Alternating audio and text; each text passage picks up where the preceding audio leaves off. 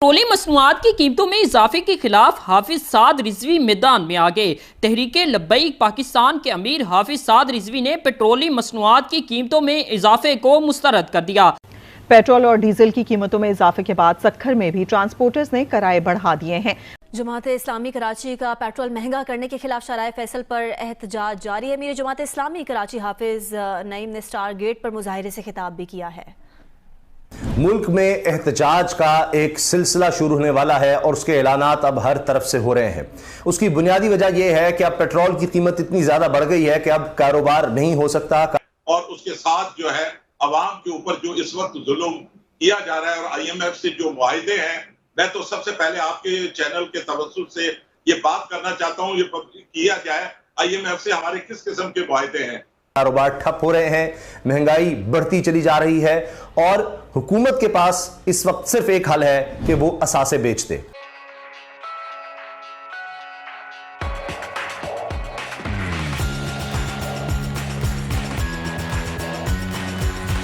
हुकूमत हर चीज का हल ये समझ रही है कि जो कुछ है उसको बेच दिया जाए।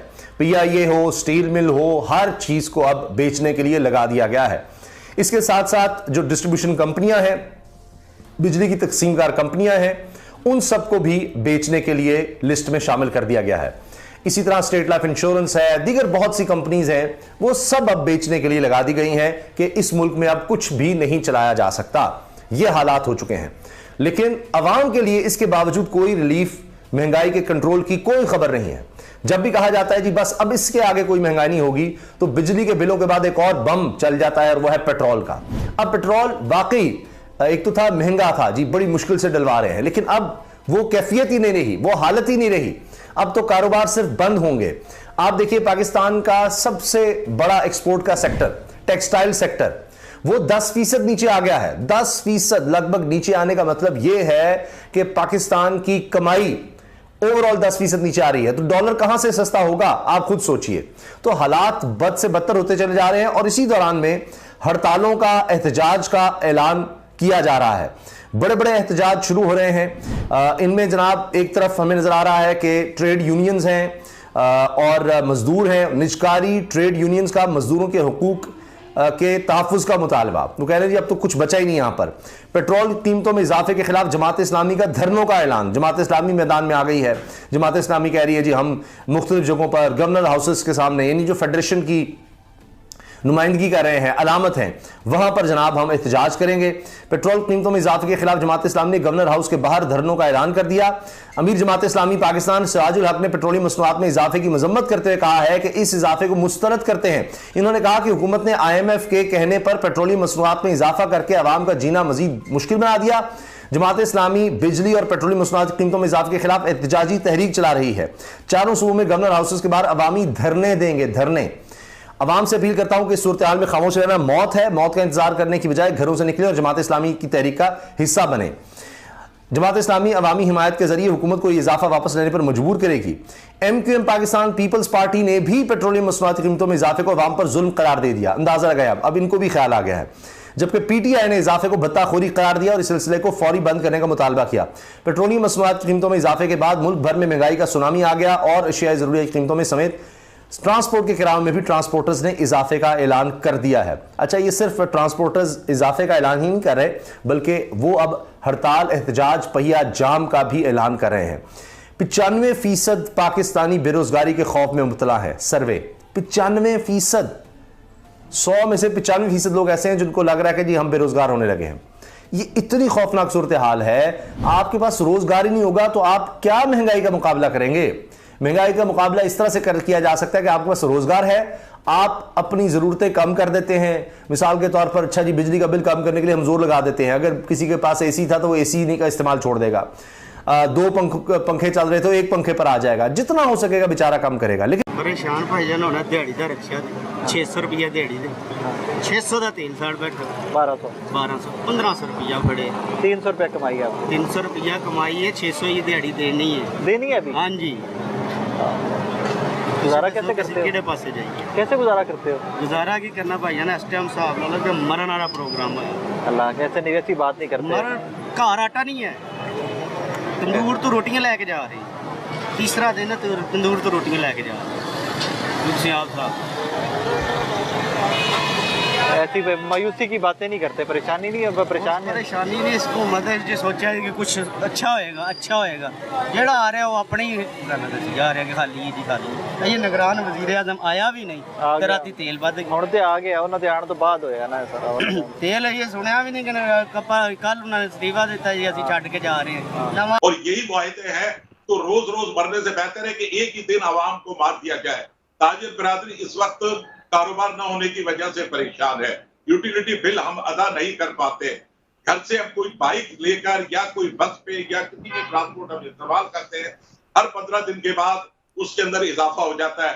आपने देखा होगा पिछले दिनों रेलवे ने 15 दिन में 2 बार अपने किराए बढ़ा दिए। तो आम आदमी जो सैलरी तबका है वो तो अपना बजट मेंटेन ही नहीं कर पाता। कुरैशी साहब, बाकियों को तो एहतजाज करने नहीं देते, जैसा कि मैंने कहा। मैं थोड़ा सा सिर्फ इस पे भी आपका कमेंट लेना चाह रहा हूं। हड़ताल वगैरह आप लोग करते हैं, फिर उसके बाद वो खत्म हो जाती है, कोई प्रेशर वगैरह भी होता है कि हड़ताल नहीं करनी? सर देखिए बाजवा साहब, प्रेशर हर जगह पे होता है। हमारे पास हम जो है सियासी वर्कर नहीं है, हम बिजनेसमैन लोग हैं, टैक्स पेयर लोग हैं। हमारे पास सियासी जमातों की तरह वर्कर नहीं होते। हमें 2-4 घंटे धूप में खड़ा होना पड़ता है तो हमारे लिए ज्यादा मुश्किल काम होता है। लेकिन इस मुल्क के खातिर, इस आवाम के खातिर हमने ये कुछ किया है। हमारी आवाम में इतनी मायूसी है कि आप कितने भी रेट बढ़ा दें, लोग रोडों पे आने के तैयार नहीं है। लेकिन ताजिर बिरादरी ने ये साबित किया, जो कराची से ये कैंपेन जो शुरू हुई और आपने देखा कि पेशावर और कोयटा और इस्लामाबाद और इसी तरीके से लाहौर, मुल्तान, तमाम जगहों पे हमने भरपूर एहतजाज किया। लेकिन उस एहतजाज का नतीजा ये हुआ, हमें बजाय आवाम को कोई रिलीफ देने के मजीद इस महंगाई के सुनामी में हमें फंसा दिया गया है। और इस तरीके के जो मामलात आवाम के साथ हो रहे हैं, मैं बात ये कि आपके चैनल के मैं तो फिर वही बात कर रहा हूं कि वो तो जो इजाफे कर रहे हैं वो तो जिम्मेदार नहीं ना किसी भी चीज के, और उनको फर्क भी कोई नहीं पड़ता। जिन्होंने एहतजाज करना था उन्हें एहतजाज करने की इजाजत नहीं है, और हम आपके शुक्रगुजार हैं, अवाम आपके शुक्रगुजार हैं कि चले यार कोई तो निकल रहा है जिसको पकड़ के जेल में नहीं डाल देंगे, कोई मामला नहीं हो जाएगा, और मायूसी फैलाने का इल्जाम नहीं लग जाएगा उसके ऊपर। सलमान शाह साहब, इल्जाम किसको दें, किससे जवाब तलब करें? 16 महीने की हुकूमत रही है, तमाम तरह के जो वादे थे, जितने दावे थे, बल्कि एक भी उनमें से पूरा नहीं हुआ, माशाल्लाह माशाल्लाह। लेकिन अभी भी इस वक्त एज वी स्पीक हम निगरान हुकूमत की बात करते हैं, और ये मैं नहीं कहता, ये पीपल्स पार्टी कह रही है कि इस निगरान हुकूमत के अंदर 3 मुशीर जो है, खासतौर पर फवाद हसन फवाद साहब, तौकीर शाह साहब, आहद चीमा साहब, ये तो बाकायदा PMLN की टीम है जो उनके साथ गवर्नमेंट में भी थी, निगरान गवर्नमेंट के अंदर भी बैठी हुई है। ये अगेन पीपल्स पार्टी का भी इल्जाम है, it's a very common sensical thing. तो इल्जाम उन पर भी तो जाता है। 16 माह जिन्होंने हुकूमत की और उसके बाद अभी भी हुकूमत का पार्ट है ना हुए। व्हाट वुड यू से? देखिए, एक चीज़ तो ये है कि पॉलिटिक्स असाइड, पिछले 16 महीने में तकरीबन 2 बजट्स आए। एक बजट मिफ्ता साहब ने दिया और दूसरा बजट दार साहब ने दिया, और इन दोनों बजट्स को मैं ये कह सकता हूँ कि इन्होंने हमारी प्रॉब्लम्स को और ज़्यादा गहरा किया। तफसीलात के मुताबिक अमीर तहरीक लब्बैक पाकिस्तान हाफिज साद रिजवी ने अपने बयान में कहा है कि निगरान हुक्मरान भी गरीबों से जीने का हक छीनने की पॉलिसी पर अमल पैरा हैं। PDM और निगरान हुकूमत में कोई फर्क नहीं, निगरान वजीर आजम ओहदे का नाजायज इस्तेमाल कर रहे हैं। निगरान हुक्मरानों की सब थ्योरियां फेल हो गई हैं। उनका मजीद कहना था कि मुल्क को माशी मुश्किलात से निकालने के लिए सारा बोझ अवाम पर डालना जुल्म है। पेट्रोलियम मसनूआत की कीमतों में इजाफे से मुल्क में महंगाई का तूफान आएगा, इसका असर बराह रास्त रोजमर्रा इस्तेमाल की अशाए जरूरिया पर पड़ेगा। हाफिज साद रिजवी ने कहा कि कमर तोड़ महंगाई ने अवाम का जीना मुहाल कर दिया है।